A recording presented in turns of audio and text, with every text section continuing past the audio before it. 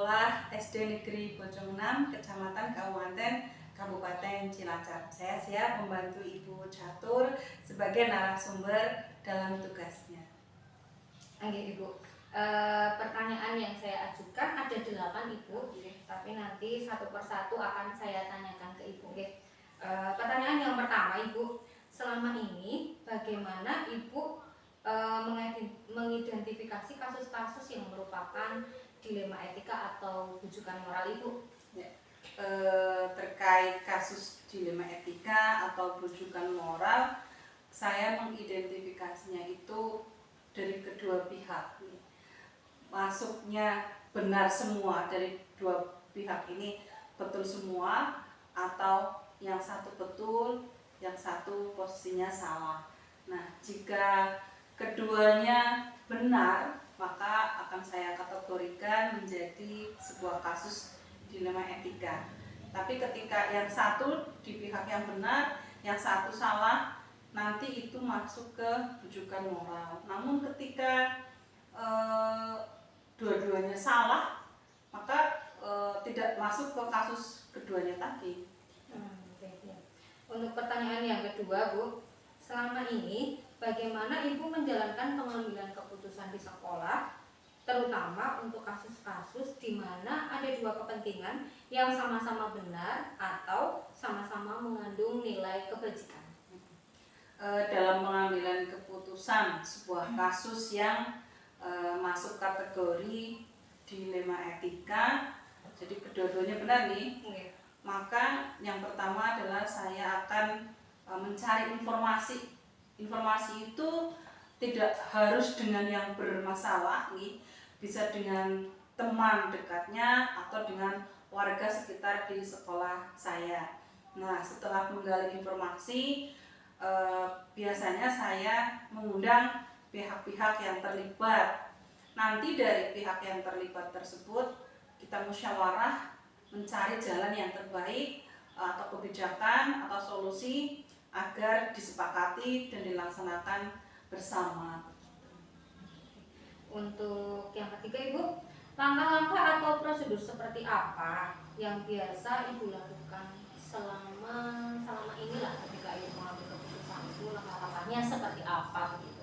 Iya, jika itu masalah siswa nih, karena di sini saya kan posisinya kepala sekolah, jadi tidak langsung dengan siswa. Biasanya ada laporan dari guru saya, Bu, ada anak begini-begini. Nah, dari laporan guru tersebut, biasanya saya memberikan kesempatan untuk teman guru, monggo untuk mencari solusi terlebih dahulu, supaya guru-guru saya juga punya ide, punya keterampilan, punya kemampuan dalam memutuskan sebuah masalah, mencari solusi. Jadi ketika guru saya tidak mampu menyelesaikan masalah, barulah saya membantu. Tadi sudah saya singgung, Ibu, kita tetap pertama mencari informasi dari kedua belah pihak, dilanjutkan dengan musyawarah, diskusi, tentunya harapannya dalam keadaan yang tenang, tidak gontok-gontokan gitu. Setelah diskusi selesai, nantinya akan ada sebuah keputusan atau kebijakan dari kasus tersebut.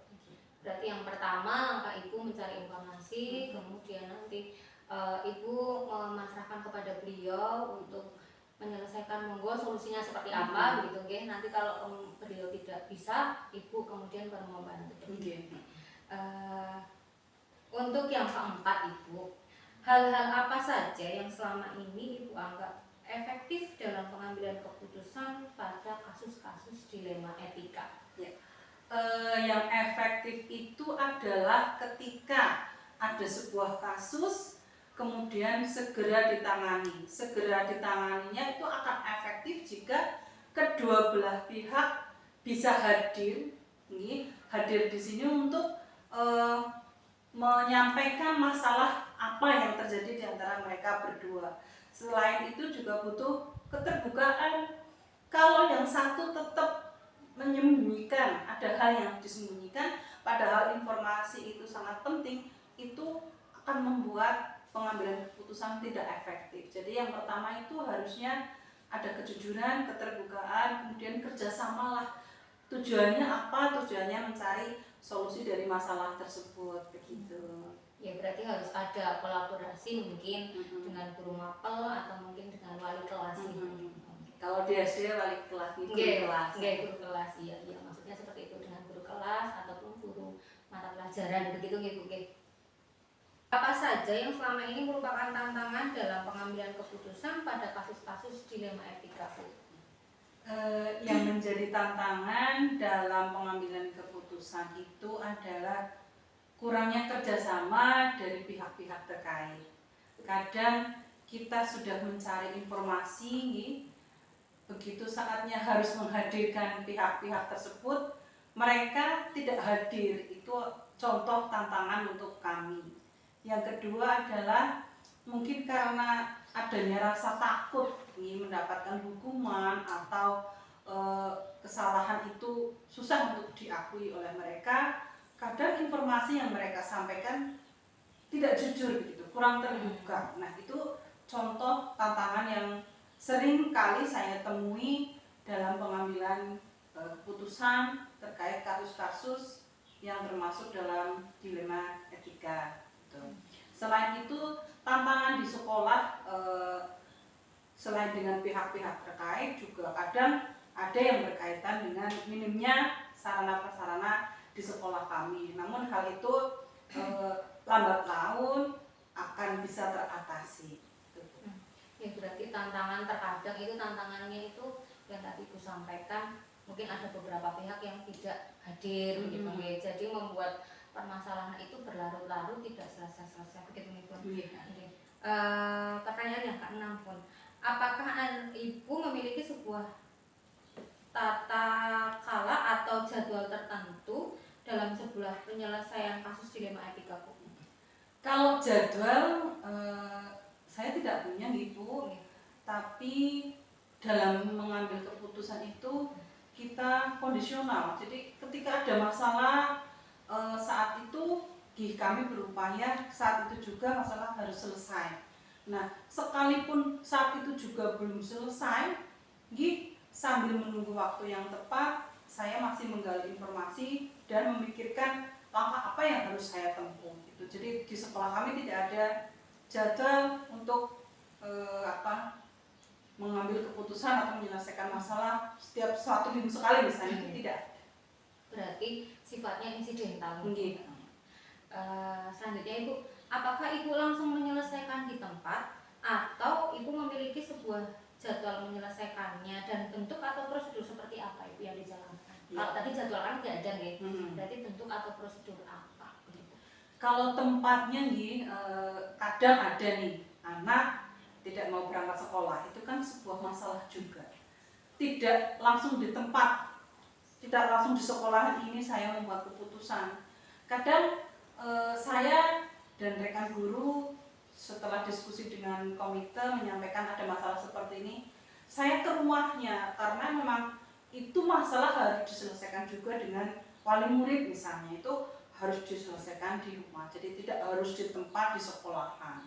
Kalau prosedurnya saya ulangi kembali, pertama tetap mencari informasi agar tidak ada miskonsepsi atau tidak ada berita yang simpang siur katanya si A si B gitu. Jadi pertama informasi, yang kedua adalah diskusi dengan pihak-pihak terkait, kemudian memusyawarahkan kita akan seperti apa, keputusan seperti apa yang kita ambil. Berarti Ibu itu mengambil keputusannya itu sesuai dengan prosedur yang selama ini sudah Ibu jalankan gitu Ibu. Kemudian pertanyaan yang ke-7 Ibu, adakah seseorang atau faktor-faktor apa yang selama ini mempermudah atau membantu Ibu dalam mengambil keputusan? Seseorang di sini karena saya di sekolahan yang sangat membantu tentu saja teman-teman guru yang ada di sekolahan. Selain itu juga wali murid, karena sekolah itu butuh sekali dukungan dari wali murid, kemudian dari komite sekolah selaku mitra dari sekolah kami. Berikutnya adalah masyarakat Bu, jadi masyarakat di sekitar sekolah kami pun sangat membantu mendukung sekolah kami untuk berubah menjadi yang lebih baik lagi. Kalau faktor-faktornya nih keterbukaan, kejujuran dan kerjasama. Berarti selalu ada komunikasi nih, Bu, Iya. antara komite, wali murid, kemudian pihak sekolah gitu. Nah, untuk pertanyaan yang terakhir Ibu, dari semua hal yang telah Ibu sampaikan, pembelajaran apa yang dapat Ibu petik dari pengalaman Ibu dalam mengambil keputusan selama ini? Pembelajaran yang saya dapatkan itu kita tenang. Jadi sebelum memutuskan sebuah solusi atau mengatasi sebuah masalah, kita upayakan dalam kondisi tenang. Kemudian kolaborasi itu paling penting juga nih. Setelah itu berdasarkan pengalaman itu mendewasakan kita, lebih bijaksana dalam membuat keputusan. Oke Ibu, terima kasih atas jawaban yang sangat luar biasa dari Ibu. Tentunya dengan pengalaman-pengalaman Ibu selama Ibu menjabat sebagai kepala sekolah, saya di sini masih ngangsu kawruh Ibu, masih banyak belajar dari Ibu, terutama Ibu yang sudah banyak pengalamannya. Saya banyak belajar, saya mungkin bisa mengambil beberapa pengalaman dari Ibu, hikmah dari yang Ibu sudah sampaikan tadi. Saya doakan semoga Ibu selalu sehat. Kemudian mungkin nanti saya bisa di posisi yang seperti Ibu mungkin suatu saat nanti. Terima kasih Ibu atas waktunya. Mohon maaf apabila ada salah ucap atau salah kata dari saya. Terima kasih Bu. Wassalamualaikum warahmatullahi wabarakatuh. Waalaikumsalam warahmatullahi wabarakatuh.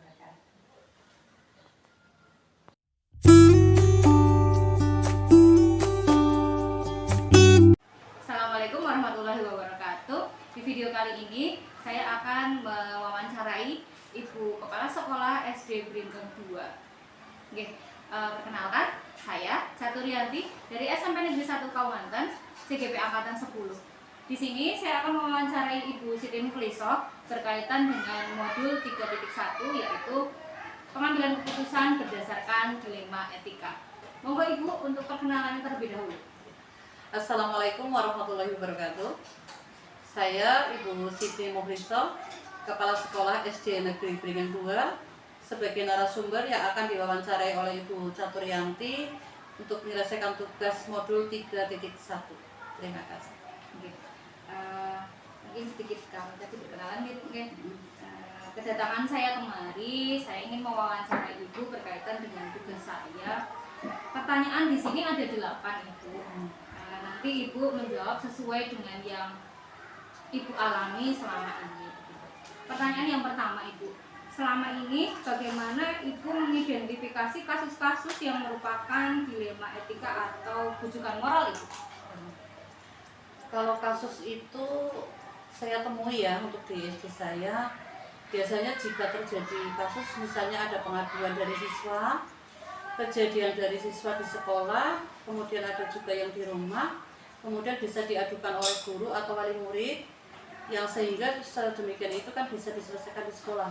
Misalnya kalau kemarin itu ada wali murid, terutama kelas 1, itu mengadukan pertama ke guru kelasnya bahwa anak tersebut tidak mau ditinggalkan, jadi masih minta ditunggui. Kemudian dari pihak guru kelas sendiri karena mengalami mungkin kendala nanti terkait dengan aturan di sini, sementara kita juga harus menyesuaikan dengan kondisi anak, akhirnya wali murid tersebut kan menyampaikan ke saya. Nah, itu yang nanti saya ambil ambil sikap untuk mempertimbangkan bagaimana penyelesaiannya terkait dengan dilema etika atau mungkin bujukan moral seperti itu.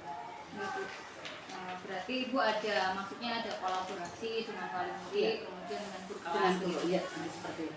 Pertanyaan yang kedua Ibu, selama ini bagaimana Ibu menjalankan pengambilan keputusan di sekolah Ibu, terutama untuk kasus-kasus di mana ada dua kepentingan yang sama-sama benar atau sama-sama mengandung nilai kebajikan? Yang pertama biasanya kalau ada masalah, saya itu langsung dengan tim. Di sini terutama dengan guru lah, dengan pihak guru-guru, kemudian secara gamblang mereka kan akan menjelaskan, kemudian saya mencari keterangan dari mereka, kejadiannya seperti apa, ada kasus yang seperti apa, kemudian kita mengidentifikasi atau mungkin dari mereka mendengarkan seperti apa sih permasalahannya, kemudian kita membuat rencana bagaimana untuk mengatasi hal tersebut, apakah cukup dengan pihak guru atau mungkin dengan wali murid atau bisa juga dengan komite sekolah seperti itu dari kami lah. Yang jelas itu tadi dengan kerjasama dengan tim yang ada di sekolah maupun pihak-pihak yang terkait di sekolah seperti itu. Berarti dengan semua pihak. Iya, betul sekali. Untuk yang ketiga itu, langkah-langkah atau prosedur seperti apa yang biasa itu lakukan? Nah, untuk langkah-langkahnya biasanya itu tadi kita menggali informasi lah. Menggali informasi dari, bisa jadi dari mungkin tadi wali murid, kemudian dari guru, kemudian dari masing-masing itu kita juga meminta solusi. Mungkin ada, coba ini kan masalahnya seperti ini, mungkin dari guru siapa kan punya solusi. Terus atau mungkin dari wali murid seperti tadi, coba misalnya dari mbahnya gitu ya, mbahnya ininya seperti apa anak tersebut minta ditungguin terus mbahnya berkenan apa tidak. Jadi kita mencari solusi dari mereka, minta pendapat dari mereka untuk menyelesaikan kasus tersebut. Untuk pertanyaan yang keempat Ibu, hal-hal apa saja yang selama ini Ibu anggap efektif dalam pengambilan keputusan pada kasus-kasus dilema etika? Ini hampir sama seperti tadi, yang jelas itu memang melibatkan tim. Jadi kita tidak bisa berdiri sendiri untuk menyelesaikan sebuah kasus, apalagi yang namanya di sekolah mungkin tiap hari tiap hari itu pasti ada, dan kita butuh sekali kerjasama dengan tim, baik dengan guru, baik dengan wali murid maupun masyarakat sekitar, termasuk yang dengan komite bahkan dinas lah, seperti itu. Jadi itu yang paling efektif. Kemudian kita mencari solusinya juga bareng-bareng, kita mendengarkan usulan dari mereka, kemudian kita pertimbangkan apakah solusi itu kira-kira memang berdampak positif atau nanti bisa berhasil baik, sehingga tetap memperhatikan kemanusiaan dari mereka sendiri juga dengan aturan-aturan itu tidak ada pelanggaran lah, seperti itu. Kita sampai ke pertanyaan yang kelima ya Bu. Hal-hal apa saja yang selama ini merupakan tantangan bagi Ibu dalam mengambil keputusan pada kasus dilema etika? Kalau tantangan yang jelas itu tadi, yang pertama kan harus memperhatikan perasaan mereka. Misalnya ini ada aturan seperti ini, tapi anak tersebut ya misalnya kalau kelas 1 kalau tidak ditungguin nanti anaknya nangis. Sementara mungkin dari wali murid yang lain itu kok dibiarkan. Sehingga kita kan kadang-kadang ada ingin memuaskan mereka secara keseluruhan, itu yang kadang-kadang sulit. Kemudian ada tantangan dari luar yang kadang-kadang mungkin dikira sekolah tidak tegas, tapi dengan mempertimbangkan segala sesuatunya, kemudian mempertimbangkan aturan, kemudian perasaan dan moral lah ya, untuk perasaan mereka, ya bisa nggak bisa memang kami harus mengambil keputusan seperti itu. Pertanyaan selanjutnya Ibu, apakah Ibu memiliki sebuah jadwal dalam penyelesaian kasus dilema etika? Kalau untuk jadwal secara terprosedur kayaknya tidak, cuma begini ya, kan kita tiap hari pasti ada suatu kejadian atau masalah. Nah, saya buat skala prioritas, kira-kira ini masalah mana yang memang harus diselesaikan secepatnya, tuntas, tapi juga dengan perencanaan. Jadi saya nanti dengan tim-tim saya merencanakan ini masalah ini harus diselesaikan secepatnya, tapi juga dengan perencanaan dan pertimbangan yang matang. Jadi kalau misalnya ternyata yang skala prioritas ini bisa selesai lebih awal, ya bisa, tapi kemudian kita juga fleksibel. Kalau ternyata ini diselesaikan yang pertama seperti ini, tapi ternyata malah yang lainnya bisa lebih cepat. Makanya kan kita tetap tidak ada jadwal ya, tidak ada jadwal, cuma kita ada skala prioritas, kemudian pelaksanaannya itu yang fleksibel lah. Jadi nanti tergantung mana yang ternyata bisa selesai lebih dulu, yang jelas supaya permasalahan itu bisa teratasi. Kemudian keputusan yang kita ambil itu tidak banyak berdampak negatif, tapi hasilnya malah positif seperti itu. Jadi ada solusi dari masalah tersebut.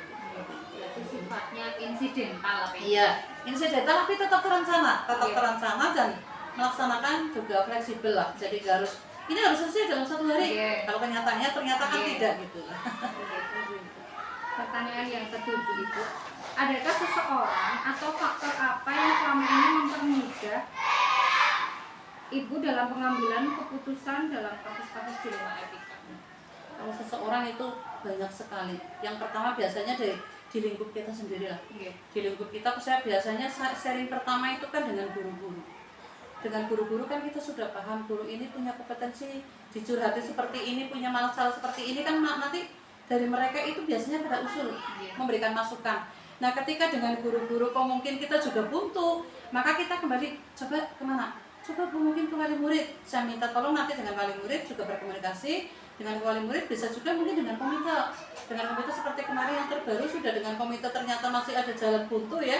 Akhirnya saya juga ke dinas. Jadi karena di sini tidak ada pengawas, saya minta tolong langsung dengan Bapak Korwil.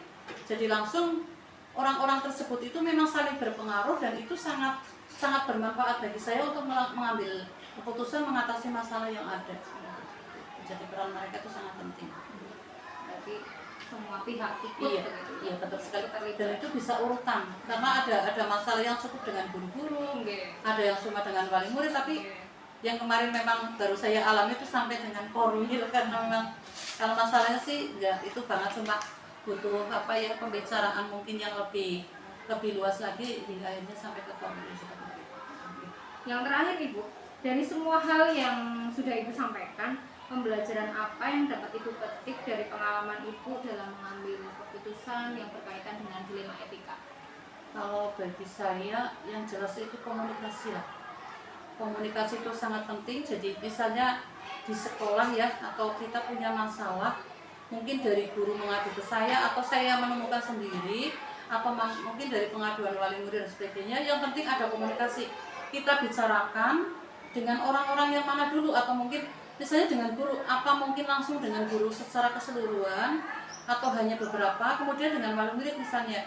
Jadi itu yang bagi saya itu komunikasi yang penting, kemudian kejujuran, kemudian ada transparansi. Yang namanya transparansi kan tidak terbuka harus belak-belakan ya, tetap ibaratnya kertas ya, kayak kertas plastik nikah itu kan ada ketutupan sedikit. Jadi komunikasi, keterbukaan, kejujuran, kemudian ketika kita harus mengambil keputusan itu tidak saklek. Jadi lebih fleksibel. Misalnya kan ada usulan seperti ini kan aturannya harus begini Bu. Bagi saya insya Allah karena mempertimbangkan perasaan, kemudian mempertimbangkan baik buruknya yang juga terkait dengan aturan, itu juga sangat penting. Jadi komunikasi, transparansi, kejujuran, kemudian pengambilan keputusan yang tepat tanpa kita mengabaikan peraturan. Itu bagi saya keputusan itu yang jelas bisa dipertanggungjawabkan. Jadi supaya nanti tidak ada dampak-dampak negatifnya begitu.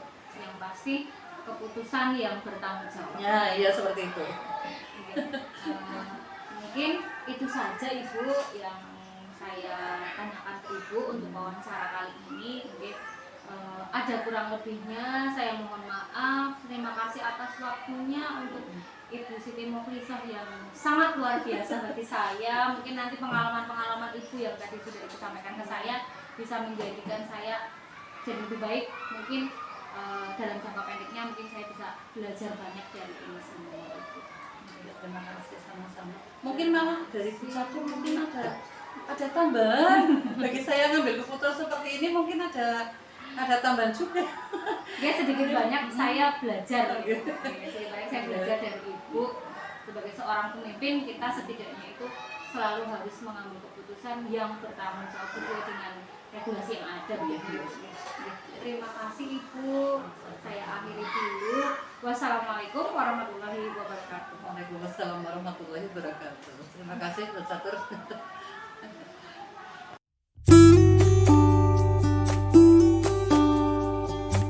Warahmatullahi wabarakatuh.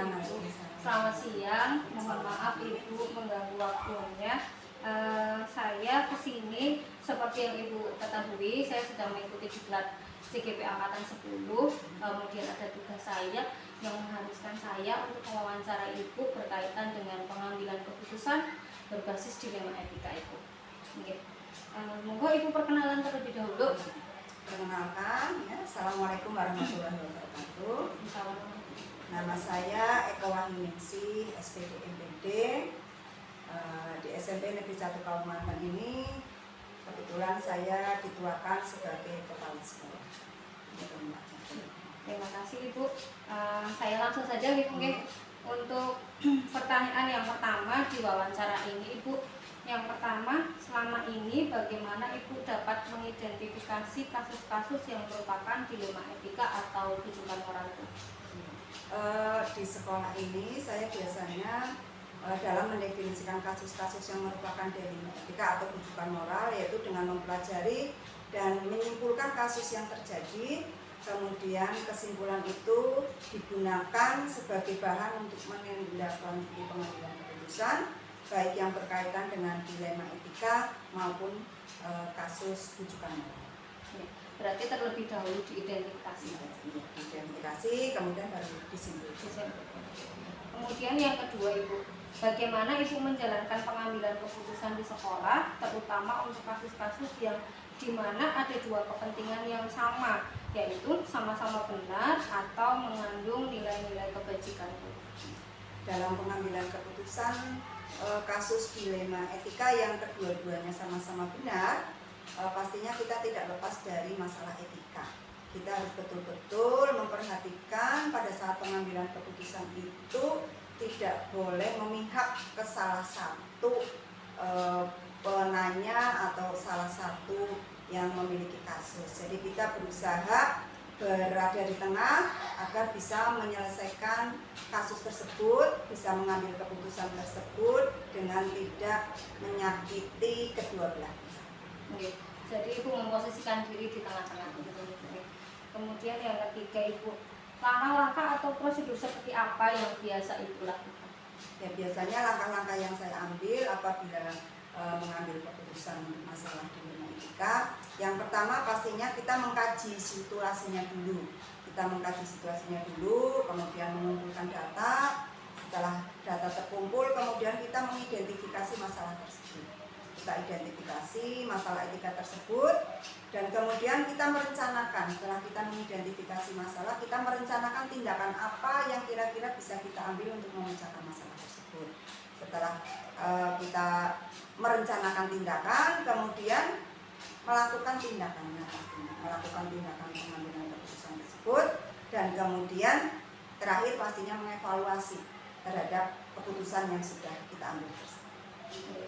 Jadi ada langkah-langkahnya begitu ya, Bu. Nah, kalau yang keempat, Bu, hal apa saja yang selama ini Ibu anggap efektif dalam pengambilan keputusan yang berkaitan dengan kasus-kasus dilema etika, Bu? Hal-hal yang efektif dalam pengambilan keputusan pada kasus dilema etika yaitu menggunakan 3 prinsip resolusi. Jadi 3 prinsip resolusi ini yaitu berpikir berbasis hasil akhir yang pertama, kemudian yang kedua berorientasi pada aturan yang benar, dan mengutamakan rasa peduli. Jadi ada 3 hal dalam pengambilan keputusan dilema etika. Ini berarti seperti rasa empati atau toleransi begitu. Kemudian yang kelima, hal apa saja yang selama ini merupakan tantangan ketika itu mengambil keputusan? Ya, dalam pengambilan keputusan terkait kasus dilema etika ini ada 3 tantangan bagi seorang pemimpin. Yang pertama, ini sebagai ajang pelatihan. Jadi pelatihan karena pada saat ada dua masalah yang sebenarnya masalah ini adalah sama-sama benar, tetapi harus mengambil satu keputusan yang paling benar.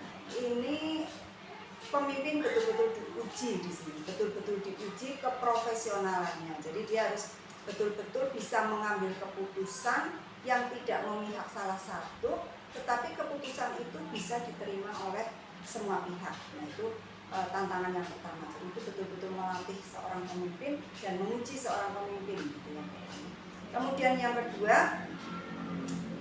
pemimpin ini juga tantangannya harus bisa mengorganisasikan atau memanage teman-teman yang ada di organisasi yang dipimpin atau di sekolah misalnya ya. Di sekolah itu jadi pemimpin itu harus bisa mengorganisasikan dan memanage teman-temannya untuk bisa ikut juga sumbang saran atau ikut memberikan masukan-masukan agar dilema etika itu bisa terselesaikan dengan baik dan bisa diterima oleh semua pihak. Dan yang ketiga, tantangannya dalam hal ini apabila ada masalah-masalah dilema etika yaitu bahwa pemimpin adalah teladan pastinya. Jadi pemimpin itu memang harus bisa memberi contoh kepada wilayah yang dipimpinnya. Kalau di sekolah ya pastinya bisa memberi contoh ke semua warga sekolah, kepada ibu guru, kepada tenaga kependidikan, kepada siswa. siswa. Dan harapannya Bapak Ibu guru juga sama.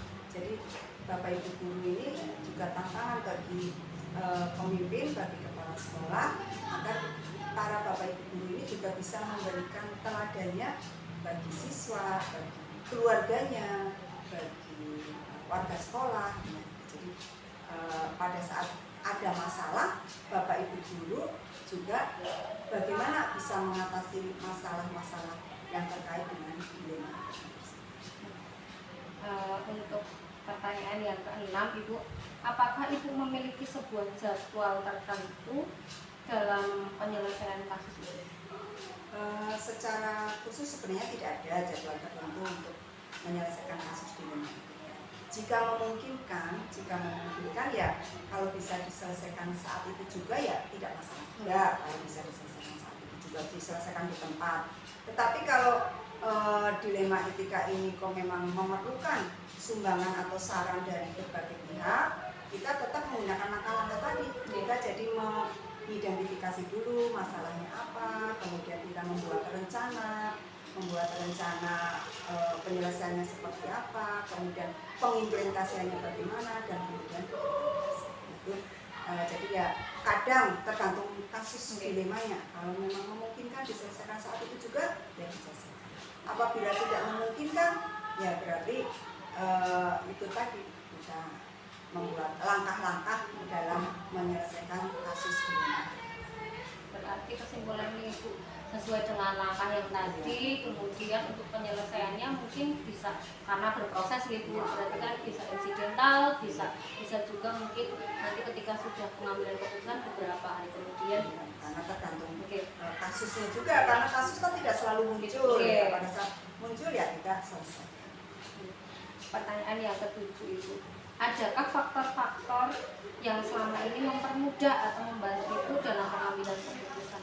Ya pastinya ya, seorang pemimpin itu tidak bisa menyelesaikan segala masalah berdasarkan keputusan sendiri. Pasti harus melibatkan banyak pihak untuk ikut serta bersama-sama memberikan masukan-masukannya, karena apalagi suatu sekolah itu kan ya suatu organisasi di mana di dalamnya ada siswa, ada guru, ada tenaga kependidikan. Jadi pastinya saya selaku yang dituakan di sekolah ini pada saat pengambilan keputusan melibatkan teman-teman guru atau teman-teman tenaga kependidikan yang senior, kemudian pastinya wakil-wakil kepala sekolah yang ada di sekolah juga dilibatkan, dan berbagai pihak yang kiranya bisa memberikan saran-saran untuk pemecahan masalah.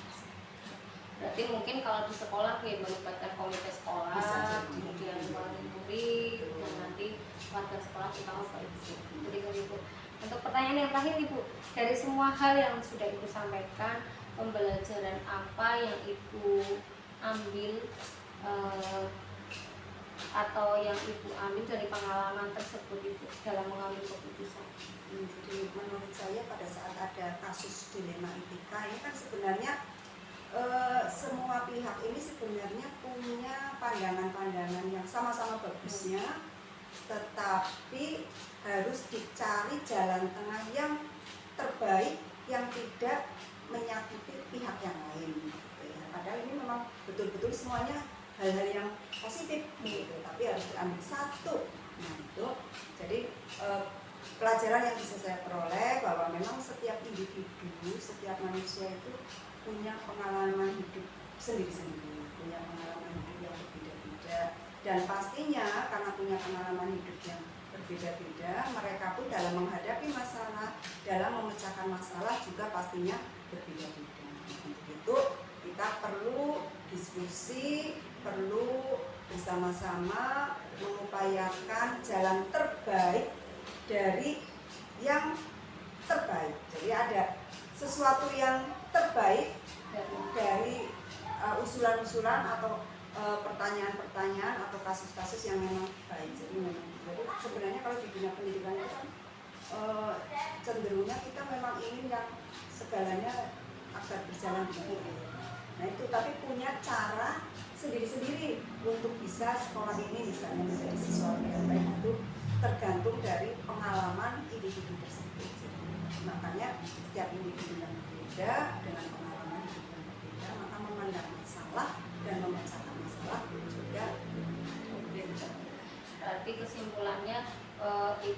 menghargai perbedaan dan kita mengambil keputusan itu berdasarkan dari usulan dari yang terbaik.